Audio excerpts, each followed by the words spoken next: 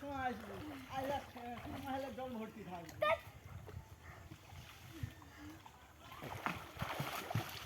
আমি লাঠি নিয়ে নামলে পিঠের ছাল তুলবো, কিন্তু আমি যদি নামি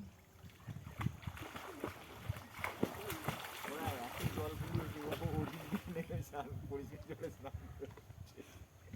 কালকে পিছিয়ে এরকম ওদিক দিয়ে নেমে ওই স্নান করে উঠেছে। অনেক দূরে। ভালো তো, আর 26 মিলিমিটার।